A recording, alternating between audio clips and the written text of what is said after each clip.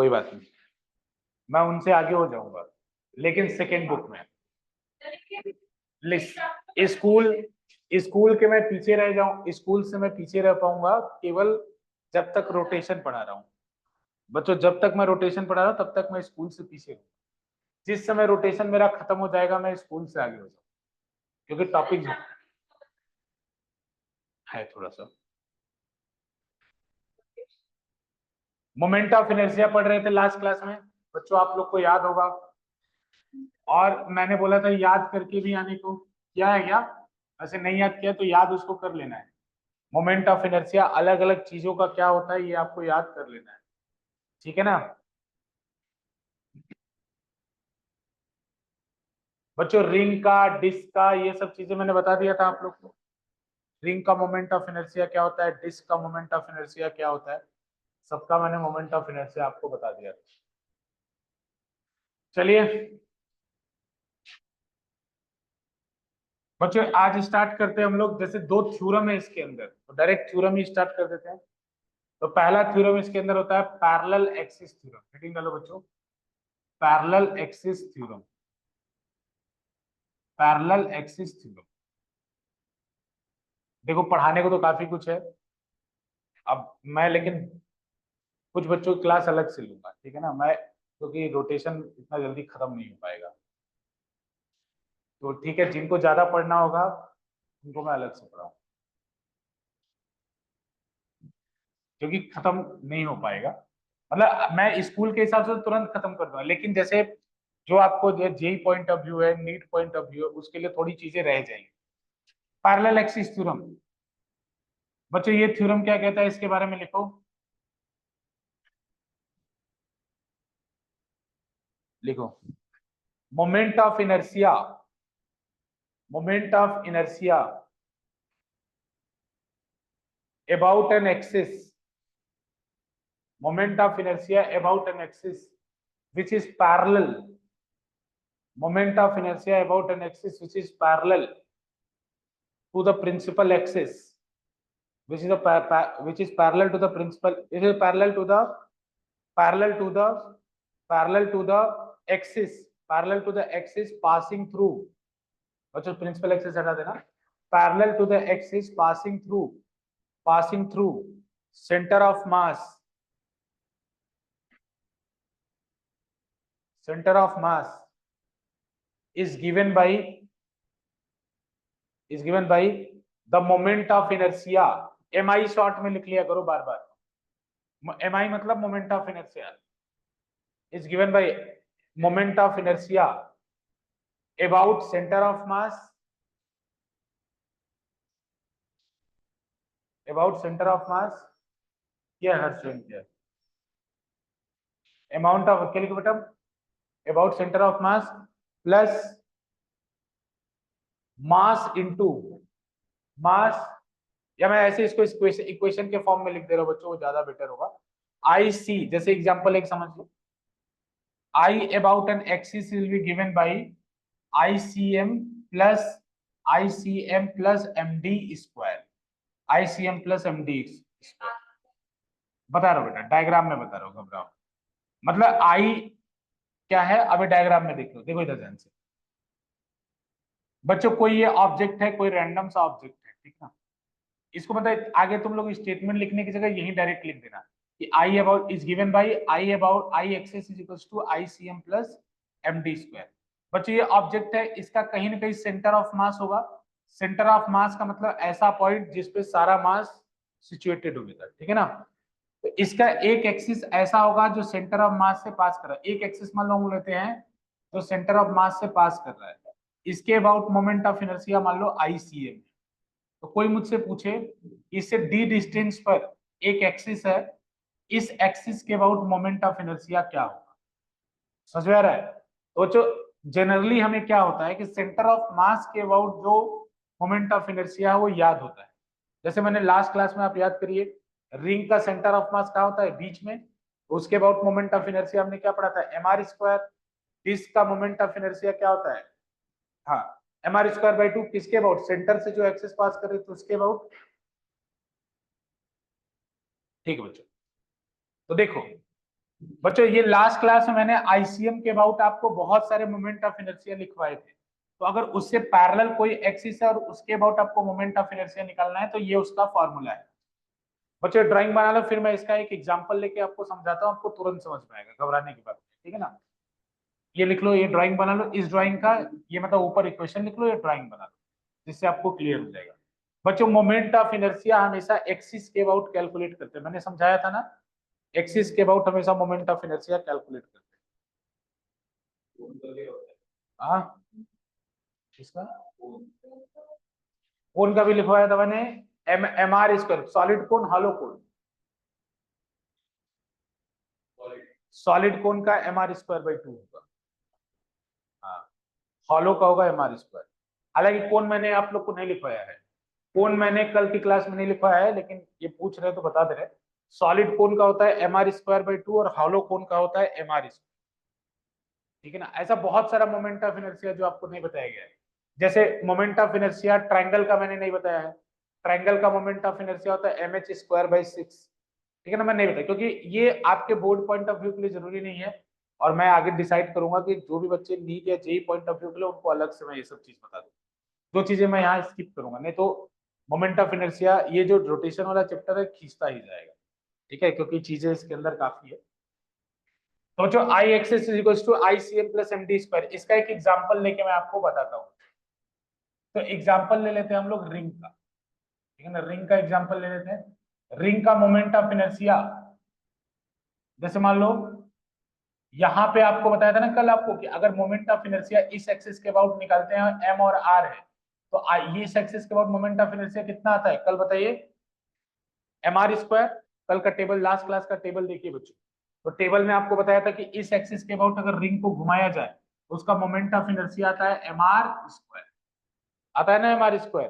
तो अगर M R square आता है तो मान लीजिए मुझसे कोई बोले कि इस एक्सिस के अबाउट मोमेंट ऑफ इनर्शिया बताओ, यहाँ पे एक एक्सिस ले रहा हूँ, इस एक्सिस के अबाउट मोमेंट ऑफ इनर्शिया बताओ। अब ये फील करना है बच्चों, ये वाली एक्सिस कैसी थी, ऐसी थी, जैसे कल बताया भी था मैंने, वो इस तरह से घुमा रहे थे, और ये वाली एक्सिस मैंने यहाँ पे रखा, मतलब ऐसे ऐसे घुमा रहे थे रिंग, मतलब समझ रहे हो कैसे, मतलब रिंग में यहाँ एक हिंज कर दो और रिंग को ऐसे चारों तरफ लेना, जरा दिखाऊं, निकालो कड़ा निकालो, लेना रस। बच्चों लास्ट क्लास में मैंने आपको ये रिंग रिंग में दिखाया था कि रिंग का मोमेंट ऑफ इनर्शिया ऐसे ऐसे वाला मैंने आपको बताया था, जब ऐसे ऐसे घुमा रहे, ये मोमेंट ऑफ इनर्शिया मैंने लास्ट क्लास में आपको बताया था। ये मोमेंट ऑफ इनर्शिया कितना होता है, M R square, M R square होता है ना, ये लिखवाया था।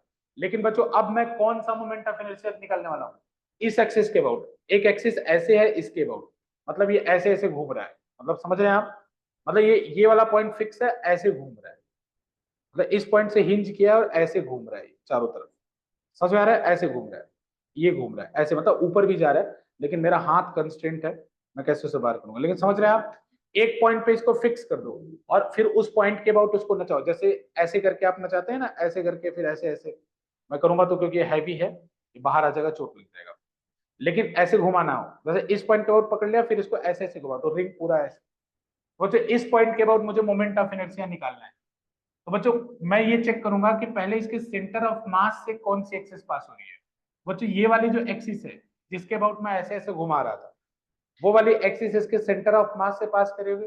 सेंटर ऑफ मास का मतलब जब सिमेट्रिकल ऑब्जेक्ट हो तो उसका geometrical centre centre of mass होता है। तो बच्चों इस रिंग का ज्योमेट्रिकल सेंटर क्या होगा, बीच में, तो इसका सेंटर ऑफ मास भी कहाँ होगा, बीच में, तो इसका यानी सेंटर ऑफ मास कहाँ होगा, बीच में। बच्चों ये centre of mass say about moment of inertia आपको पता है आईसीएम, आईसीएम पता है ना बच्चों, यानी इस एक्सिस के अबाउट मुझे मोमेंट ऑफ इनर्शिया पता है, इस एक्सिस के अबाउट मुझे मोमेंट ऑफ इनर्शिया पता करना है। तो बच्चों ये वाला डिस्टेंस कितना है, आर, है कि नहीं। अब पैरेलल एक्सिस थ्योरम लगा दो बेटा, तो पैरेलल एक्सिस थ्योरम लगाओगे तो क्या लिखूंगा, I will be equal to, देखो ये दोनों एक्सिस एक दूसरे के पैरेलल है बच्चों, ये दोनों एक्सिस एक दूसरे के पैरेलल है, एक एक्सिस ऐसे है और एक एक्सिस ऐसे है, ये दोनों एक्सिस एक दूसरे के पैरेलल है। बच्चों आई किसके इक्वल आएगा, आई इक्वल आएगा I C M plus M R square. बच्चों यहाँ डी की जगह किसने ले लिया, आर ने। बच्चों डी क्या है, इन दोनों एक्सिस के बीच की दूरी, तो यहाँ पे बच्चों आई और आई सी एम के बीच की दूरी क्या है, कैपिटल आर है। तो बच्चों आई सी एम आईसीएम की वैल्यू मैंने लास्ट क्लास में लिखवाई थी, सेंटर ऑफ मास के अबाउट मोमेंट ऑफ इनर्शिया कितना होता है बच्चों, mr square plus mr square. तो बच्चों ये आंसर कितना है, 2mr स्क्वायर। तो आई इस एक्सिस के अबाउट आई कितना है, 2mr स्क्वायर। तो बताओ मुझे, हाँ ये बोर्ड के लिए बच्चों एक बात बताओ, क्या इस एक्सिस के अबाउट घुमाना आसान है या सेंटर एक्सिस के अबाउट घुमाना आसान है? किस एक्सिस के अबाउट घुमाना आसान है? इस वाले के अबाउट घुमाना आसान नहीं है, क्योंकि बेटा इसका मोमेंट ऑफ इनर्शिया ज्यादा आया है। पहले सेंटर वाले एक्सिस के अबाउट कितना आ रहा है, mr स्क्वायर, तो मोमेंट ऑफ इनर्शिया कम आया है। तो इसीलिए तो देख रहे हो जब मैं ऐसे घुमा रहा हूं तो बैलेंस नहीं बना पा रहा हूं, तो इस तरह से घुमा रहा हूं, इस तरह से तो बैलेंस नहीं बन रहा है, लेकिन ऐसे घुमाया जा सकता है, ठीक है ना। तो क्योंकि बच्चों इसका मोमेंट ऑफ इनर्शिया बढ़ गया है, तो मैंने बताया था ना कि मोमेंट ऑफ इनर्शिया घुमाने में होने वाली तकलीफ, ठीक है बेटा। तो बाद वाले केस में एग्जाम्पल लिख लो, एग्जाम्पल लिख लो, आपको समझ में आएगा एग्जाम्पल। ये परपेंडिकुलर, पहले बच्चों मैं इसके न्यूमेरिकल कराऊंगा, फिर मैं इसका प्रूफ बताऊंगा। इसका प्रूफ भी है तो प्रूफ मैं बता दूंगा, पहले इसके कुछ न्यूमेरिकल कर लेते हैं, जिससे आपको ये क्लियर हो जाए ये थ्योरम है क्या, पैरेलल एक्सिस थ्योरम है क्या। ठीक है बच्चों, एक और एग्जांपल लिया जाए, आप लोग बताएंगे वो एग्जांपल मुझे, बताएंगे ना बच्चों। रेक्टेंगल का मैंने moment of inertia last class में आप लोग को बताया था, याद है? रेक्टेंगल का मोमेंट ऑफ इनर्शिया बताया था। हम्म, चलो बस नोट कर लिया इसको। देखो बच्चों, अगर एक रेक्टेंगल है, एक रेक्टेंगल है, इसका सेंटर ऑफ मास कहाँ होगा बच्चों, बीच में होगा। इसका सेंटर ऑफ मास कहाँ होगा, बीच में होगा। ये साइड क्या है, बी है, और ये साइड क्या है बच्चों, ए है। ये साइड बी और ये साइड ए है, रेक्टेंगल है ये। इसका मास मान लो एम है, तो इस पॉइंट के अबाउट इसका मोमेंट ऑफ इनर्शिया है बच्चों, यही इसका सेंटर ऑफ मास होगा। तो सेंटर ऑफ मास के अबाउट मोमेंट ऑफ इनर्शिया मैंने लास्ट क्लास में लिखवाया था बच्चों, ये होता है m/12। अगर इस तरह से घुमाए, m/12 इज इक्वल, m/12 बाहर था, a square plus b, a square plus B square. बेटा लास्ट क्लास में लिखवाया था ना बच्चों। ऑनलाइन वाले बच्चों बताओ, लिखवाया था लास्ट क्लास में बयान ये तो।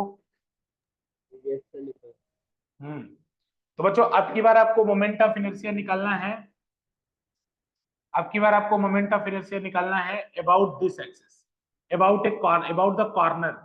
बच्चों ये आईसीएम आपको पता है, मैं नहीं पता है तो मैंने फॉर्मूला लिख दिया है। जो लोग की लास्ट क्लास में कुछ समझ में नहीं आया होगा, तो ये मैंने फॉर्मूला उन्हीं लोगों के लिए लिख दिया है। तो बच्चों ये फॉर्मूला आईसीएम का है। अब आपको इस एक्सिस के अबाउट, आई के अबाउट मोमेंट, मतलब ये जो एक्सिस है इसके अबाउट आपको मोमेंट ऑफ इनर्शिया बताना है। ट्राई करिए आप लोग, इस आई के अबाउट मोमेंट ऑफ इनर्शिया बताना है। मास इसका एम है।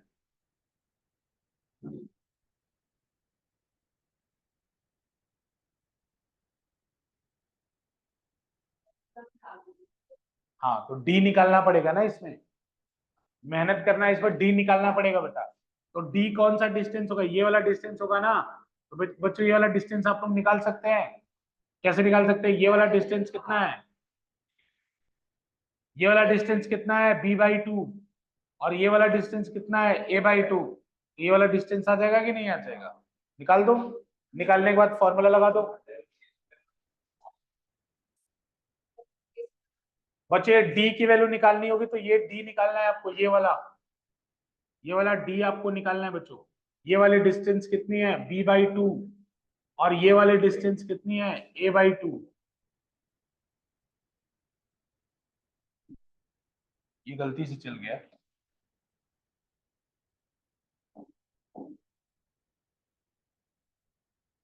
ये वाला डिस्टेंस है बच्चों a/2, आ गया ना, और ये b/2। बेटा सॉल्व करो सब लोग, सब लोग सॉल्व करो बच्चों, सब लोग सॉल्व करो। बेटा डी निकालो, चलो डी निकालो, चलो जो भी हो, निकाल लिया। डी, डी की वैल्यू निकालो बच्चों, चलो अपना अपना करो।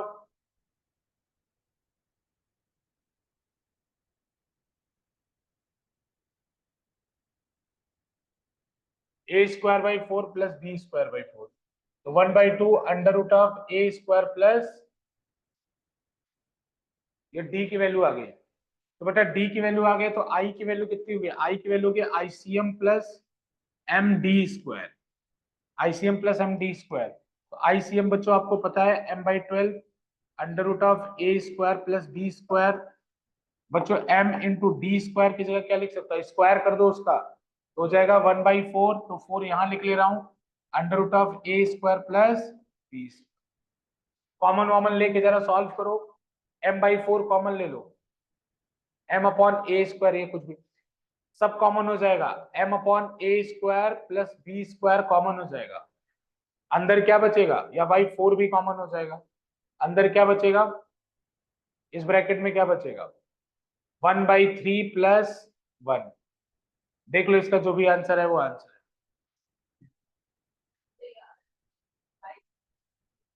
कितना आ रहा है, m/3 A square plus B square, m/3 A square plus B square.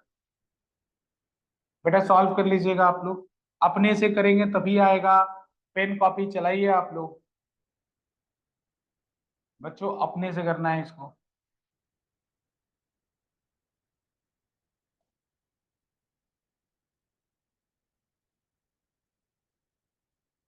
ठीक है,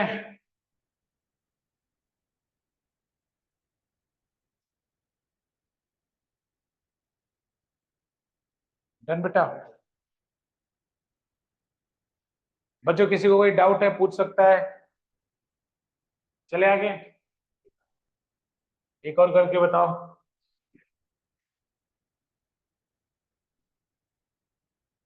एक सॉलिड स्फेयर है,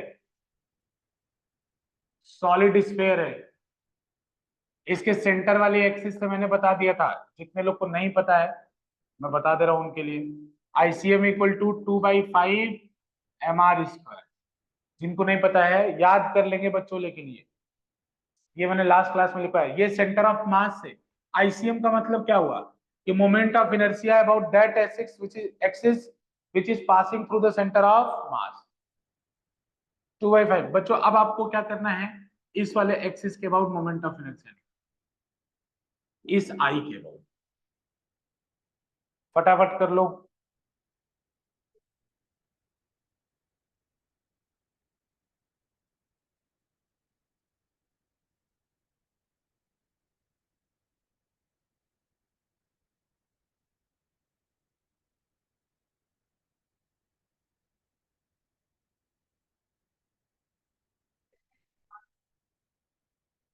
सेवन mr स्क्वायर बाई 5।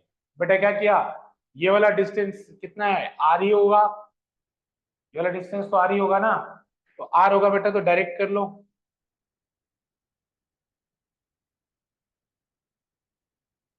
बच्चों अगर ये आर होगा तो आईसीएम, बच्चों मैं जानबूझ के बार बार रिपीट कर रहा हूं ताकि आपको चीजें क्लियर हो, जानबूझ के रिपीटेटिव प्रॉब्लम हो रहा है बच्चों। 7/5 mr स्क्वायर, किसी को कोई डाउट होता है तब भी पूछ लेगा, मतलब पैरेलल एक्सिस पे आपको पता है तो आप निकाल सकते हो आराम से। आगे चलें, एक और क्वेश्चन बता दो।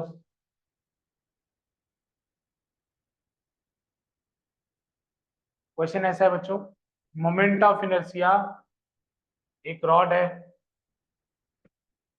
उस रॉड का मास m लेंथ l है, मास m लेंथ l है।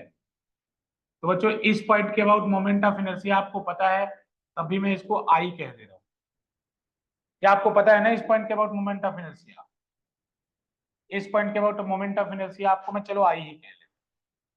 क्या होता है वैसे इस पॉइंट के अबाउट, ml स्क्वायर बाई 3, और बीच वाले पॉइंट के अबाउट क्या होता है, ml स्क्वायर। तो बच्चों इस एक्सिस से your answer will be in terms of I. तो बच्चों देखो इस एक्सिस से, इस एक्सिस से l/4 डिस्टेंस आगे एक एक्सिस पास कर रही है, l/4 डिस्टेंस आगे एक एक्सिस पास कर रही है, इस एक्सिस को मैं आई डैश, मतलब इस एक्सिस के अबाउट जो मोमेंट ऑफ इनर्शिया है उसको आई डैश कह रहा हूँ। तो बच्चों आई डैश किसके इक्वल होगा, तो आई डैश किसके इक्वल होगा बताइए, आई प्लस बेटा आई दे रखा है ना यहाँ पे,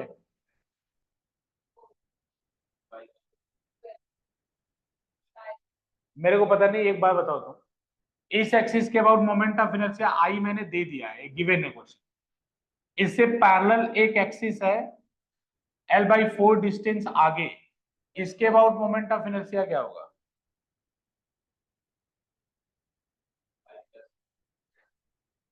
कितना हो जाएगा, अरे बहुत आसान है बताओ, आई प्लस ml² राम आंसर यही आ रहा है, सर ये आ रहा है यस ध्यान, सर, सर ठीक सर है आ रहा है सर। सर ध्यान, मतलब थोड़ा आगे। पिछले क्लासेस का जो है, लास्ट क्लास ठीक में जो है, आपने नहीं, मैंने अभी वीडियोस नहीं देखी है उनकी, अच्छा अच्छा अच्छा ठीक है कोई बात तो नहीं। सर बेटा उसका ठीक थोड़ा है, वो गैप है हाँ मैं बस। कोई बात नहीं बता, ध्यान बताओ ये ठीक है, यस सर आगे। हर्ष यस सर। ठीक है ये, यस सर ये सेंटर ऑफ मास पे नहीं जाना चाहिए था। गलत, सर गलत क्यों? ये गलत है बेटा, मतलब पैरेलल एक्सिस देखते ही सावन में मोर नहीं हो जाना है कि नाचने लगना है, बस तो सर पैरेलल आगे ये लगा दें। सेंटर ऑफ मास से जाना चाहिए था। हाँ बेटा, इसमें मैंने क्या बोला था, मतलब ये देखो कॉमन मिस्टेक है, ऐसे तो मैंने अभी सिंपल सिंपल करा रहा था, लेकिन ये कॉमन मिस्टेक है, मतलब कहीं भी पैरेलल एक्सिस देखो तो कूद मत जाओ, बस अब तो पैरेलल एक्सिस लगा देंगे हम, बेटा आप नहीं लगा सकते, क्योंकि ये सेंटर ऑफ मास से पास होने वाली एक्सिस नहीं है, इसका सेंटर ऑफ मास बीच में होगा L/2 पर, आप नहीं इस तरह से नहीं कर सकते आप इसको। लेकिन एक बात बताओ, जैसे इतना तो समझ आया, I+ml² 16, बट समझ में आ रहा है बेटा क्यों गलत है, हाँ क्योंकि देखो बेटा, ये सेंटर ऑफ मास मतलब रॉड का सेंटर ऑफ मास, जैसे बताया ना, सेंटर ऑफ मास नहीं पता है तो ये याद रखो, geometrical centre centre of mass होता है, तो रॉड का सेंटर ऑफ मास कहाँ होगा, बीच में, तो पैरेलल एक्सिस थ्योरम में हमें क्या करना होता है, एक एक्सिस सेंटर ऑफ मास वाली होगी, फिर उसके बाद md² करते हैं, तो मतलब जब पैरेलल एक्सिस थ्योरम लगाना है तो हमें ये चेक कर लेना है कि एक एक्सिस सेंटर ऑफ मास से जा रही है कि नहीं जा रही है, तो अब ये वाली एक्सिस तो मैंने दे दिया कि इसके about moment of inertia I है, और इससे L/4 पे पूछ लिया, तो बेटा आप तुरंत, क्योंकि आदत पड़ी हुई थी I+ml² का होल स्क्वायर, लेकिन ये गलत बात है, क्योंकि बच्चे ये आई अब की बार सेंटर ऑफ मास से थोड़ी पास कर रही है, सेंटर ऑफ मास तो इसका L/2 पे है, इधर से L/2 पे है, या उधर से भी L/2 पे है, अब क्या करें, ये तो गलत है, ये पक्का गलत है, ये आंसर नहीं है, ये पक्का इसमें सावधानी रखना है कि एक एक्सिस सेंटर ऑफ मास वाली होनी चाहिए, अगर एक एक्सिस सेंटर ऑफ मास वाली नहीं है तो पैरेलल देख के तुरंत नहीं लगा देना है। अब क्या करें हम, तो बच्चों देखो एक काम करते हैं, ये तो गलत है पक्का, अब कैसे निकालेंगे देखो, तो मुझे सबसे पहले आई के, हालांकि देखो मान लो पता है मेरे को इसके अबाउट ml²/12 होता है, सब कुछ पता है, लेकिन कोई और ले लेता है ज्योमेट्री में, तो अभी मान लो मैं ऐसा मान रहा हूँ कि आई के टर्म में मुझे आंसर निकालना है, तो जो आई के टर्म में आंसर निकालना है, तो सेंटर ऑफ मास तो मैं क्या लिख सकता हूँ, सेंटर ऑफ मास के about moment of inertia ICM है, मान लो ऐसा, तो बच्चों ये मैं लिख सकता हूँ कि नहीं, कि I is equals to ICM plus ml/2 का होल स्क्वायर, बेटा देखो ICM ये है और ये I है, तो बेटा ICM पे अगर मैं बैठ के देखूं तो इससे इस I की डिस्टेंस कितनी होगी, L/2, बेटा ये वाली डिस्टेंस कितनी होगी, L/2, तो ICM plus md² is equals to I, तो बच्चों यहां से I की वैल्यू कितनी आ जाएगी, या ICM की वैल्यू कितनी हो जाएगी, ICM की वैल्यू कितनी हो जाएगी, ICM की वैल्यू हो जाएगी I-ml²/4, अब आप क्या करोगे, अब आपको आई डैश निकालना है ना, आई डैश क्या होगा, ICM प्लस बच्चों ये वाला डिस्टेंस कितना होगा, L/4, ये वाला डिस्टेंस कितना होगा, L/4 होगा कि नहीं, अरे जब उधर से L/4 है तो ये भी L/4 होगा, ICM प्लस ml/4 का होल स्क्वायर। अब इसको जब पुट करोगे, बहुत बढ़िया बहुत बढ़िया, मैं पढ़ा के खुद पढ़ रहा हूं, मुझे पता है, घबराओ मत, सेल्फ स्टडी सेशन। अब बच्चों आईसीएम की वैल्यू डाल दो, I dash is equals to कितना होगा, आईसीएम की वैल्यू कितनी है, आई माइनस ml²/4 प्लस ml²/16। अब जो भी इसका आंसर है वही आंसर है। देखो थोड़ा गंदा है लेकिन मैं क्या कर सकता हूँ।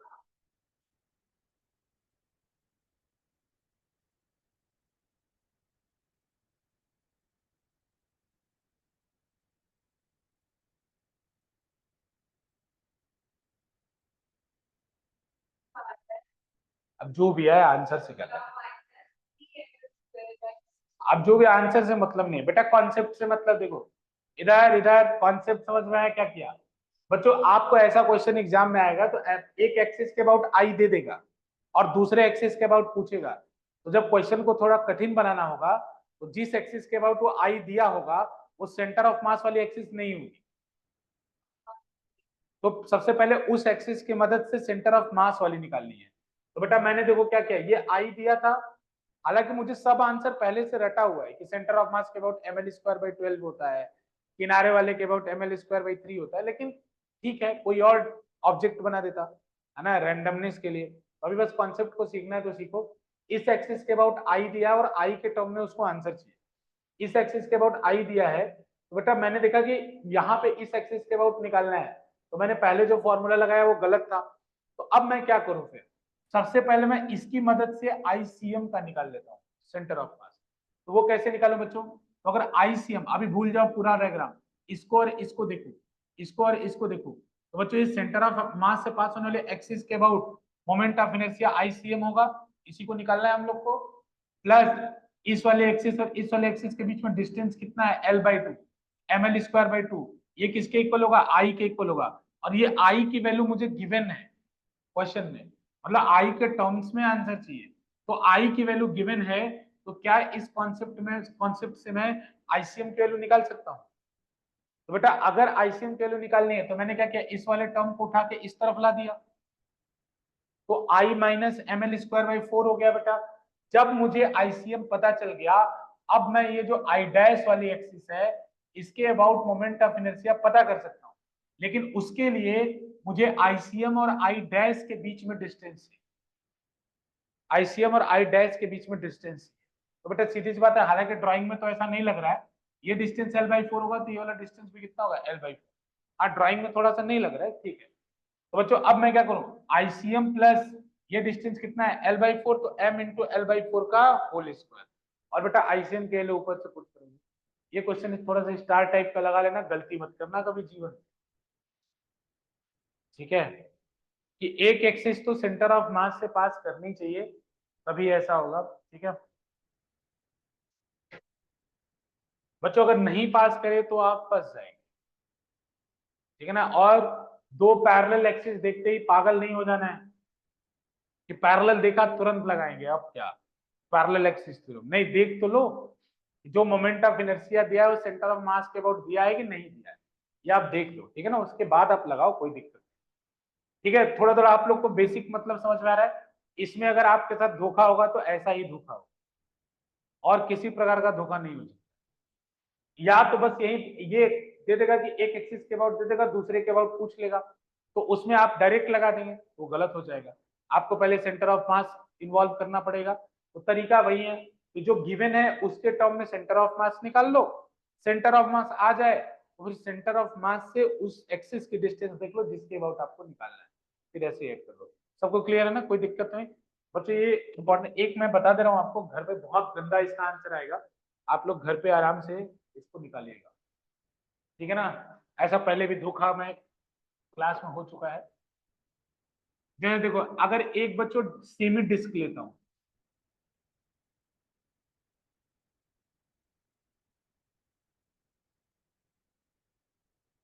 सेमी डिस्क नहीं लूं, बच्चों एक बात बता दो, इधर ध्यान दो, एक बात और सुनो, इधर ध्यान से सुनो, एक ध्यान से मैं एक बात आपको यहाँ और बताना चाहता हूँ, नोट करके ये बात याद रखना बच्चों। अगर आपने डिस्क का मोमेंट ऑफ इनर्शिया याद किया, अब मैं अलग से जिनकी क्लासेस लूंगा, जिन लोगों को मैं बता भी दूंगा उनको कि ये क्यों ऐसा है, ठीक है ना। तो देखो, अगर डिस्क लिया, इसका डिस्क का मोमेंट ऑफ इनर्शिया आपको पता है m और r है बच्चों, तो ये मैंने लास्ट क्लास में लिखवाया था। इस एक्सिस के अबाउट मोमेंट ऑफ इनर्शिया था mr²/2, डिस्क का mr²/2 होता है। तो बच्चों अगर हाफ डिस्क हो जाए, हाफ डिस्क हो जाए, तो भी इसका मोमेंट ऑफ इनर्शिया, इसका मास अगर m है, रेडियस r है, तो भी इसका मोमेंट ऑफ इनर्शिया mr²/2 होता है, सेम रहेगा। अगर इस तरह से 1/4 डिस्क हो जाए, ठीक है ना, स्लाइस ऑफ पिज्जा हो जाए, तो उस सिचुएशन में भी इसका मास अगर m है, रेडियस अगर r है, तो अभी भी इसका मोमेंट ऑफ इनर्शिया mr²/2 होगा। याद रखना, ये जेई में क्वेश्चन पूछा जा चुका है, जेई मींस या हाफ रिंग वाला, हाफ डिस्क वाला। कोई फर्क नहीं पड़ेगा, अगर मैं रिंग भी ले लूं, रिंग को आधा काट दूं, moment of inertia mr। Sphere ले लूं, हेमी स्फेयर का मोमेंट ऑफ इनर्शिया 2/5 mr², उसको अगर कट कर दूं, हेमिस्फेयर हो जाए, उसका भी moment of inertia 2/5 mr², same रहता है मोमेंट ऑफ इनर्शिया, जब तक कि आप रोटेशन की एक्सिस को ना बदले। याद रखना है बात, जब तक कि आप रोटेशन की एक्सिस को ना बदले। क्लियर है बच्चों? मैं इस वाले को किस पॉइंट के अबाउट घुमा रहा था? सेंटर के अबाउट ऐसे घुमा रहा था, इस वाले को ऐसे घुमा रहा था, इस वाले को ऐसे घुमा रहा था। बच्चों नोट कर लो, ये बहुत इंपॉर्टेंट है। कोई भी आ जाए, डिस्क आ जाए, हॉलो स्फीयर आ जाए, स्फीयर आ जाए, बस याद रखना तो उससे चेंज नहीं होगा, बस वो उसका टुकड़ा होना चाहिए, तो टुकड़े का चेंज नहीं होगा। मैं प्रूफ भी कर दूंगा इसको, लेकिन फिर कितनी चीजें प्रूफ करते चलेंगे, ठीक है ना। ये डायरेक्ट याद रखेंगे आप लोग। तो बच्चों ये मैं ले लेता हूं ऐसे, ये अभी सेमी डिस्क है, वो नोट कर लो पहले, और इंपॉर्टेंट लिख देना उसके पीछे, उससे बहुत सारा क्वेश्चन आपका सॉल्व हो जाएगा जीवन में। अब बताओ कितना आसान सवाल है, तो जिसको एक छोटा सा कॉन्सेप्ट पता हो उसका आंसर सही हो जाएगा, ठीक है। क्या उत्सव? अब एक बात सुनो ध्यान से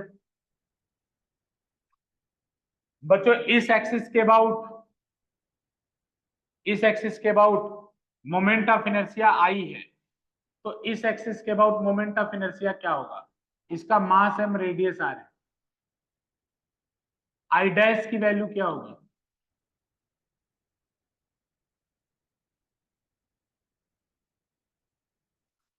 ठीक है ना, ये होमवर्क टाइप का कुछ चीज रहेगा, लेकिन आप आंसर डायरेक्ट बता दूं क्या?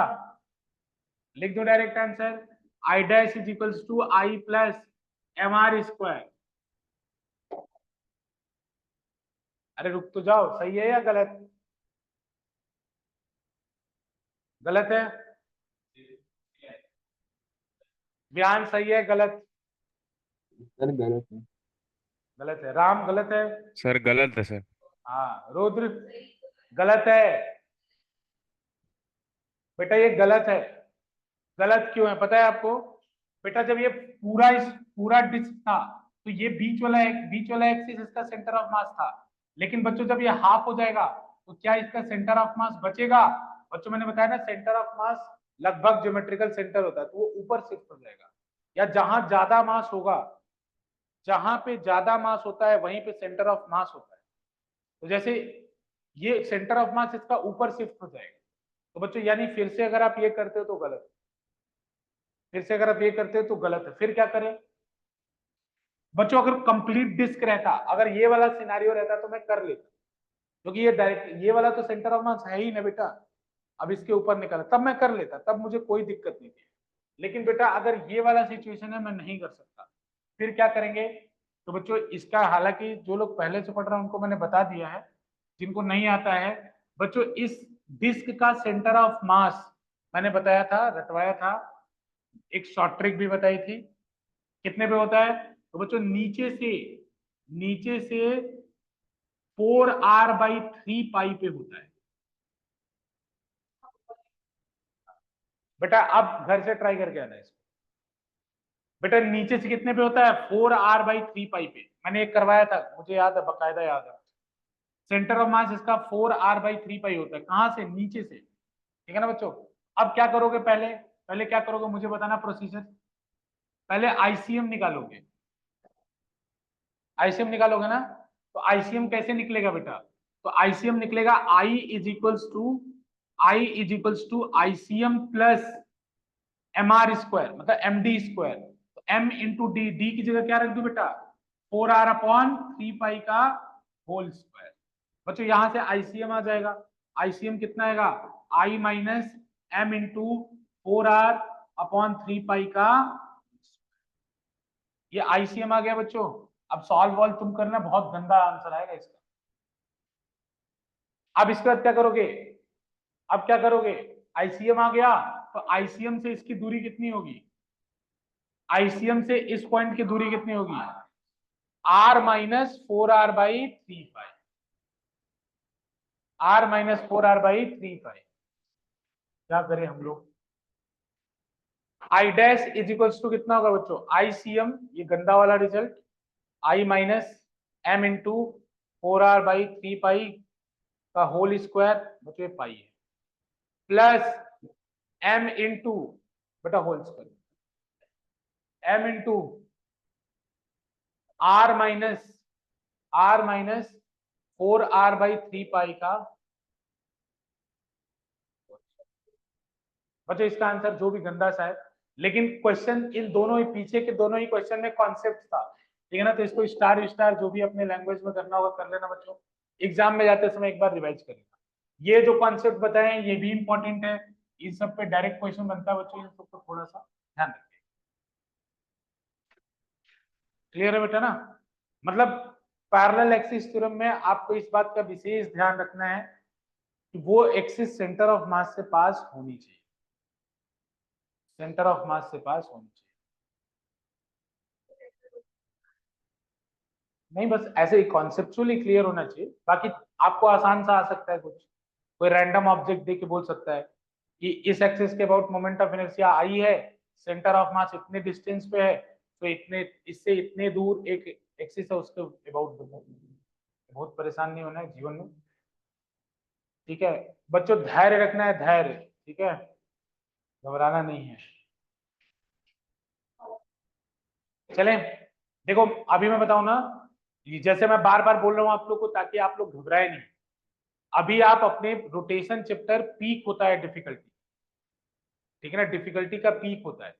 तो जैसे 11th में डिफिकल्टी धीरे धीरे बढ़ती है और बढ़ते बढ़ते रोटेशन पे पीक करती है, रोटेशन पे जाके पीक कर जाती है, मतलब वो डिफिकल्टी का एकदम अल्टीमेट होता है, रोटेशन का डिफिकल्टी अल्टीमेट डिफिकल्टी, ठीक है ना। तो अल्टीमेट डिफिकल्टी पीक की, पीक करने के बाद जैसे आप ग्रेविटेशन पढ़ोगे अब आप नीचे आओगे, तो ग्रेविटेशन थोड़ा सा चीजें होंगी उसके अंदर, लेकिन वो बहुत सीधे नीचे आ जाओगे, समझ रहे हो, सीधे नीचे आ जाओगे।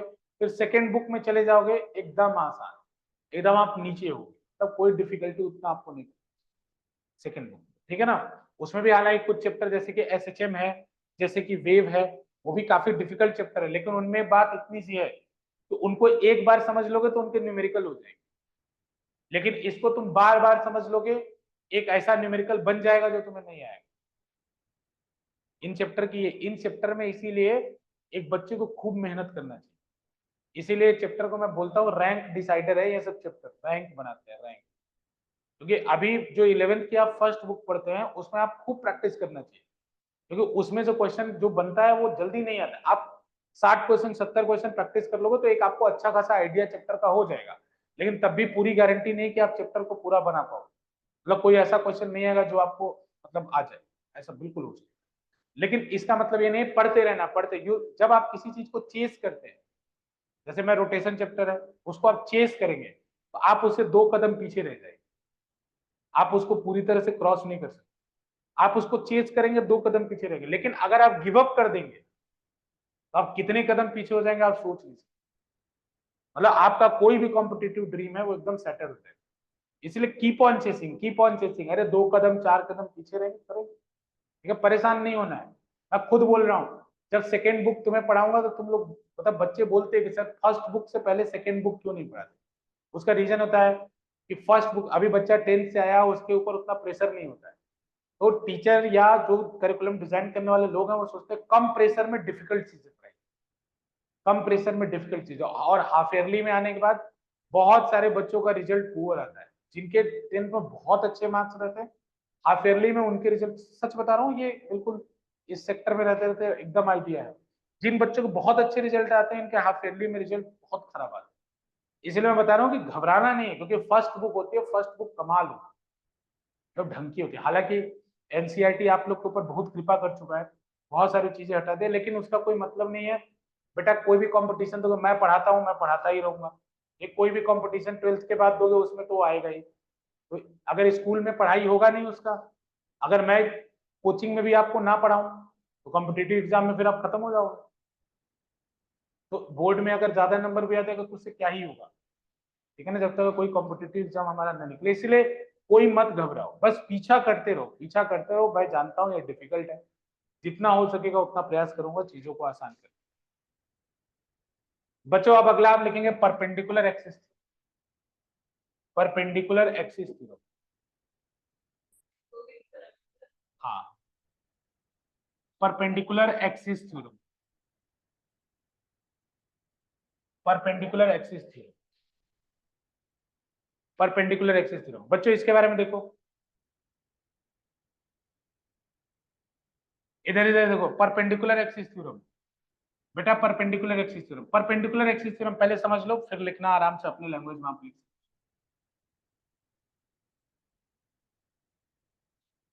ठीक है बेटा, जैसे कोई भी एक्सिस है, कोई भी एक्सिस है, एक पॉइंट लो, वहां से 3 एक्सिस निकालो। जैसे एक एक्सिस इधर हो गया x, एक एक्सिस इधर हो गया y, और एक एक्सिस बाहर की तरफ हो गया z। तो अगर उस ऑब्जेक्ट को x के अबाउट घुमाया जा रहा है, मैं अभी करके दिखाऊंगा, डेमोन्स्ट्रेशन करके दिखाऊंगा, घबराना मत। उस ऑब्जेक्ट को अगर x की तरफ घुमाया जा रहा है तो उसका मोमेंट ऑफ इनर्शिया ix आ रहा है, कुछ अलग आ रहा है। उसी ऑब्जेक्ट को जब y के अबाउट घुमाया जा रहा है तो उसका मोमेंट ऑफ इनर्शिया iy आ रहा है। मैं दिखाऊंगा अभी, घबराओ मत। और उसी तो उस एक्सिस को अगर z के अबाउट घुमाया जाए और उसका मोमेंट ऑफ इनर्शिया iz, तो parallel axis theorem, perpendicular axis theorem कहता है कि ये जो iz होता है वो ix प्लस iy के बराबर है। बच्चों मैं एक्स वाई हटा भी सकता हूं, आप ऐसे भी समझ सकते हो। दो एक्सिस अगर परपेंडिकुलर हो और उनके अबाउट आपको मोमेंट ऑफ इनर्शिया पता है, 3 एक्सिस अगर परपेंडिकुलर हो, उनमें 2 के अबाउट पता है, तो तीसरे के अबाउट उन दोनों का सम हो, तीसरे के अबाउट उन दोनों का सम होगा। अब मैं इसको करके बताता हूँ, ये बुक का एग्जांपल लेके मैं आपको दिखाता हूँ ये क्या मतलब है, ये जो मैं अभी मैं बता रहा हूँ ये क्या इसका मतलब है, मैं आपको करके दिखा। बच्चों देखो ये बुक है, इस बुक पे 3 एक्सिस आप विजुअलाइज की। तो चलो इधर x मान लेते हैं, इधर x मान लेते हैं, मतलब इस बुक पे ही ले लेते हैं। तो इसका x क्रॉस y z होना चाहिए, ठीक है। बच्चों नीचे में x एक्सिस मान लो, इधर मैं x एक्सिस मान ले रहा हूँ, ठीक है, इधर मैं y एक्सिस मान ले रहा हूँ। तो बच्चों बाहर क्या आएगा, z एक्सिस। फिर से देख लो, इधर x एक्सिस है, इधर y एक्सिस है, तो बाहर कौन सी एक्सिस आएगी, z। क्लियर, क्लियर बच्चों। चलो अब मैं बताता हूँ कि ix का मतलब क्या है। जैसे इधर x एक्सिस किधर थी, इधर थी, तो ix का मतलब है इस बुक को ऐसे घुमाया जा रहा है, ऐसे घुमाया जा रहा है, ये ix है। फील हो रहा है बच्चों, ठीक है। ये क्या है, ये ix है, मतलब देख रहे हो ना कैसे घूम रहा है, ये स्टिक ऐसे आई वाली ऐसे घूम रहा है, ये ix है, ये ix है, ठीक। अब इसको iy के अबाउट घुमाना है, तो iy ये वाला था, ये वाला था ना, अब इसको ऐसे, ये क्या है, iy है। अब मैं किसके अबाउट घुमा रहा हूँ, iy के। अब ये हो गया, अब मुझे जेड के अबाउट घुमाना, तो जेड कैसे, ऐसे, जेड के अबाउट घुमा रहा हूं, ये iz है। फील हो रहा है, देखो बच्चों ये x है, फिर से देख लो कंफ्यूजन। एक ऑब्जेक्ट को तुम 3 तरीके से घुमा सकते हो, अगर वो अगर बच्चों मान लो सिमेट्रिकल ऑब्जेक्ट, जैसे मान लो ये स्क्वायर होता है, रेक्टेंगल की जगह ये स्क्वायर होता है, तो चाहे तुम ऐसे घुमाते, ऐसे घुमाते, चाहे तुम चाहे ऐसे घुमाते, बात एक ही, मतलब उसका मोमेंट ऑफ इनर्शिया सेम आता। एक ही होने का मतलब उसका मोमेंट ऑफ इनर्शिया क्या आता, सेम आता, ठीक है ना। तो फिर से देख लो एक्स एक्सिस, तो बच्चों जो एक्स एक्सिस पे रॉड है ना वो घूमेगा, वो घूम रहा है, एक्स एक्सिस के अबाउट ऐसे घुमा रहा हूं, ऐसे घुमा रहा हूं, वाई एक्सिस ऐसे घुमा रहा हूं, जेड एक्सिस बाहर है, क्लियर है, ठीक है बच्चों। तो किसी भी ऑब्जेक्ट को आप इस तरीके से घुमा सकते, ठीक है। तो ये थ्योरम कहता है कि अगर कोई भी दो परपेंडिकुलर एक्सिस ले लो, उन दोनों और ये तीनों एक्सिस एक दूसरे को इंटरसेक्ट करनी चाहिए, तो जैसे यहाँ पे इस पॉइंट पे इंटरसेक्ट कर रहे हैं, तो दो के अबाउट जो मोमेंट ऑफ इनर्शिया होगा वो तीसरे वाले के बराबर होगा। अब ये बच्चे लिख लो, इसी को अपने लैंग्वेज में भी लिख सकते हो कि अगर एक्स और वाई के अबाउट आपको पता है तो आई जेड के about the moment of inertia will be the sum of the moment of inertia about X and moment of inertia about Y, ठीक है ना बच्चों। अब इसी का एप्लीकेशन हम लोग करते हैं, इसका एप्लीकेशन हम लोग करते हैं, ठीक है। देखो इधर ध्यान से, ठीक है ना बच्चों, समझने में कोई दिक्कत होगा मुझे बता देना। देखो इधर बच्चों, क्योंकि मेरे पास रिंग है तो मैं रिंग का एग्जांपल ले रहा हूं, ठीक है ना, अभी रिंग मेरे पास अवेलेबल है, तो रिंग का एग्जांपल लेके मैं आपको समझाता हूँ। तो रिंग ऐसा है, ऐसा है रिंग। तो बच्चों इसके सेंटर के अबाउट, अगर इसका मास m और रेडियस r है, इसके सेंटर के अबाउट मुझे मोमेंट ऑफ इनर्शिया पता है ना बच्चों, अभी तो लिखा था एम आर स्क्वायर। अगर रिंग है तो क्या होता है एम आर स्क्वायर, डिस्क है तो क्या होता है M R square by 12 M R square by 2। अब देखो बच्चों ये, अच्छा बताओ, तो अभी अभी जो आपने एक्सिस देखा बच्चों, इसमें इधर मैं x मान ले रहा हूं, इधर मैं y मान ले रहा हूं, तो z किधर होगा, बाहर, z ऐसे होगा, मतलब z ऐसे होगा कि नहीं होगा, देखिए z ऐसे होगा। तो बच्चों ये iz मुझे पता है, आपकी बात iz पता है ना मुझे, iz बेटा एम आर स्क्वायर कब होता था, जब मैं ऐसे घुमाता था ना इसको। तो बच्चों अब की बार मुझे iz पता है, iz पता है मुझे। अब iz पता है और ix और iy निकल, तो मैं ये बात तो लिख सकता हूँ यहाँ भी कि भाई iz will be equal to ये iz होगा। बच्चों iz समझ रहे हैं ना, एक्सिस ऐसे और ये ऐसे घूमता है, ये iz होगा। तो बच्चों iz is equals to ix plus iy, ठीक है बच्चों, iz is equals to ix plus iy। अब रिंग में देख लो, मैं दिखा देता हूँ, रिंग में देखो बच्चों, रिंग में देखो, ये रिंग है, ये रिंग है, ठीक है ना। तो ix का मतलब ऐसे घुमा रहा हूँ, ix का मतलब ऐसे घुमा रहा हूँ, y का मतलब ऐसे घुमा रहा हूँ, ऐसे घुमा रहा हूँ, iz का मतलब ऐसे घुमा रहा हूँ, मतलब ऐसे, ऐसे ये घुमा रहा हूँ, ये क्या है iz है, ऐसे घूम रहा है, मतलब ऐसे ऐसे घूम रहा है, मतलब iz है। तो बच्चों ये वाला आपको पता है, तो एक बात देखो जरा, ix और iy को ध्यान से देखो बेटा, ix ऐसे घूम रहा था और iy ऐसे घूम रहा था ना। तो बच्चों ix और iy सिमेट्रिकल सिचुएशन है क्या, दोनों ही केस में डायमीटर के अबाउट तो घुमाया जा रहा है, चाहे तुम ऐसे घुमाओ चाहे तुम ऐसे घुमाओ, आप डायमीटर के अबाउट ही तो घुमा रहे हैं। चाहे इस केस की बात करें तो ये भी तो डायमीटर ही है, और इस केस की बात करें ये भी डायमीटर है। तो बच्चों सिमेट्रिकल ऑब्जेक्ट होने के कारण यहाँ for ring ix is equal to i y, क्यों बच्चों, ड्यू टू सिमेट्री। बच्चों सिमेट्री के कारण ix और iy क्या हो गए, इक्वल हो गए, ix will be equal to iy due to symmetry। तो बच्चों iz को मैं क्या लिख सकता हूँ, iz will be equal to 2ix, बच्चों लिख सकता हूँ, या iy, iz को क्या लिख सकता हूँ, 2ix लिख सकता हूँ या 2iy, कुछ भी लिख लो, क्या फर्क पड़ता है, क्योंकि ix और iy दोनों क्या है, बराबर है। बेटा iz आपको मालूम है, iz कितना है एम आर स्क्वायर, तो बेटा 2ix, तो बेटा ix कितना हो जाएगा, ix हो जाएगा एम आर स्क्वायर बाई, यानी अगर मैं रिंग को ऐसे घुमाऊं तो इसका मोमेंट ऑफ इनर्शिया होगा एम आर स्क्वायर बाई 2। और याद रखो मैंने लिखवाते वक्त लिखवाया था कि जब रिंग को ऐसे घुमाओगे तो इसका moment of inertia M R square आएगा, और इसी रिंग को जब आप ऐसे घुमाओगे तो इसका moment of inertia M R square by 2 आएगा।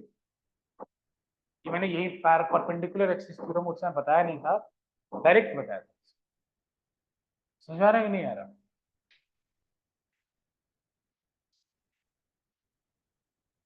ठीक है, कोई दिक्कत कोई परेशानी कोई दिक्कत नहीं। चलो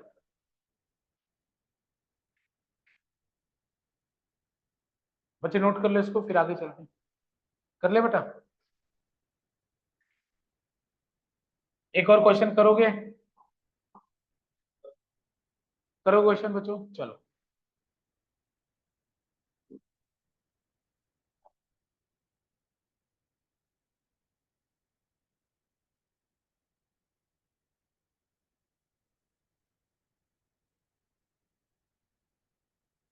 बच्चों आपको क्या करना है, वैसे इन दोनों की इन सब केस का तो आपको याद ही है बच्चों, इसलिए मैं कराने का मुझे मतलब नहीं, क्योंकि मैं ऐसे बोलूंगा तो आपको ये अभी प्रूफ कर दिया, करा दिया मैंने कि इस पॉइंट के बाद क्या हो जाएगा mr² 2। लेकिन अगर जिसको याद नहीं रहे उसको बस किसी बच्चों को अगर ये याद रहे कि सेंटर ऑफ मास के अबाउट mr² होता है, तो उससे क्वेश्चन बनता है कि यहाँ से r/2 डिस्टेंस पर एक एक्सिस है, इस एक्सिस के अबाउट आप मोमेंट ऑफ इनर्शिया बताओ। ये क्वेश्चन बनता है r/2 पे। तो बच्चों हम लोग को तो पता है ना, हम लोग को पता है, मान लो डिस्क ले लो, चलो डिस्क ले लो, निकाल के देखो, डिस्क ले लो निकाल के देखो, डायरेक्ट बता दूं, डायरेक्ट बता दूं। तो डिस्क का सेंटर वाले एक्सिस के अबाउट बच्चों देखो क्या करना है पता है आपको ना, इस वाले एक्सिस के अबाउट आपको मोमेंट ऑफ इनर्शिया बताना है।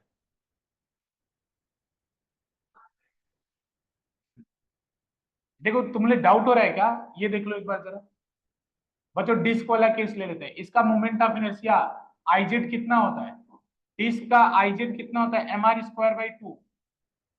इस वाले एक्सिस के अबाउट ऐसे घुमाते हो तो mr²/2 होता है। तो बच्चों ये इधर इसका ix होगा और इधर इसका क्या होगा iy। तो बेटा डिस्क भी तो सिमेट्रिकल होता है, तो ix इक्वल टू iy हो जाएगा।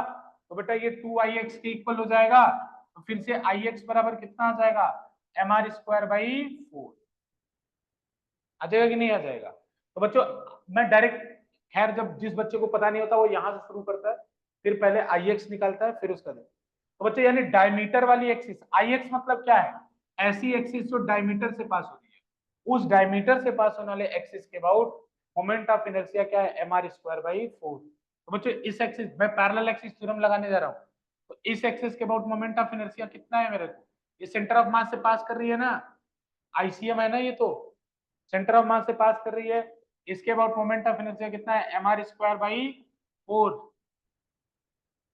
बच्चों पता है ना mr²/4 क्यों बोल रहा हूँ, क्योंकि अगर ऐसे घुमा रहा होता मैं तो mr²/2 होता, लेकिन अब की बार मैं रिंग डिस्क को ऐसे घुमा रहा हूँ, ऐसे घुमा रहा हूँ तो mr²/4। और बच्चों पैरेलल एक्सिस थ्योरम लगा दो, तो I dash will be equal to mr²/4, क्योंकि सेंटर ऑफ मास से पास हो रही है एक्सिस, इसलिए कोई प्रॉब्लम नहीं है, प्लस m इंटू r/2 का होल स्क्वायर।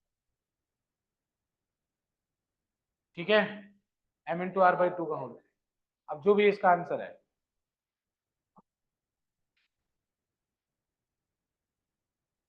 बच्चों समझ में आ रहा है, थोड़ा थोड़ा आ रहा है, बहुत गंदा चल रहा है क्या, तो बहुत आसान चल रहा है। बच्चे आ गए सर, एक मिनट रुको। बच्चे नहीं है ना, आ जाएंगे तो बता देंगे।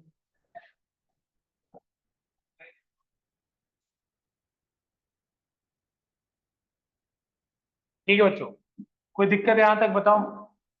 अब इन दोनों का प्रूफ है, पैरेलल एक्सिस थ्योरम और परपेंडिकुलर एक्सिस थ्योरम का प्रूफ है। करते हैं, परपेंडिकुलर का कर लेते हैं, पहले कर लें, कोई कष्ट।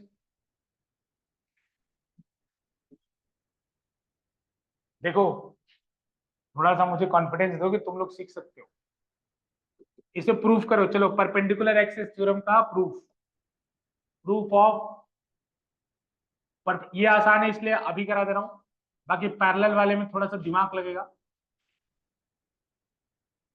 इसलिए थोड़ा सा उसको कल कराऊंगा, या नेक्स्ट क्लास हमारी जो फ्राइडे वाली होगी उसमें।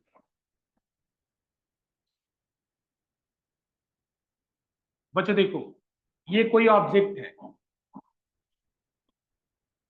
ये कोई ऑब्जेक्ट है, इधर x है इधर y है, बाहर की तरफ क्या है, z है, बाहर की तरफ z है। अब बच्चों इस ऑब्जेक्ट का मैंने एक छोटा सा मास ले लिया, इस ऑब्जेक्ट का मैंने छोटा सा मास ले लिया, उसका नाम मैंने रखा dm। छोटा सा एक टुकड़ा ले लिया, उसका नाम मैंने क्या रखा, dm। और बच्चा इसका जो कोऑर्डिनेट है बच्चों वो x, y है। इसका कोऑर्डिनेट कितना है, x, y। तो बच्चों अगर एक पार्टिकल होता था तो उसका मोमेंट ऑफ इनर्शिया आप लोग कैसे निकालते थे, याद है ना आपको? एक पार्टिकल अगर मास m है वो r डिस्टेंस पे, तो इसका मोमेंट ऑफ इनर्शिया कितना होता था, mr² होता था ना। तो बच्चों इसका मोमेंट ऑफ इनर्शिया कितना होगा, z एक्सिस के अबाउट। तो बच्चों z एक्सिस ऐसे होगा, फील करना है, z एक्सिस ऐसे होगा कि नहीं होगा? तो बेटा z एक्सिस से इस पॉइंट का परपेंडिकुलर डिस्टेंस क्या होगा, ये वाला।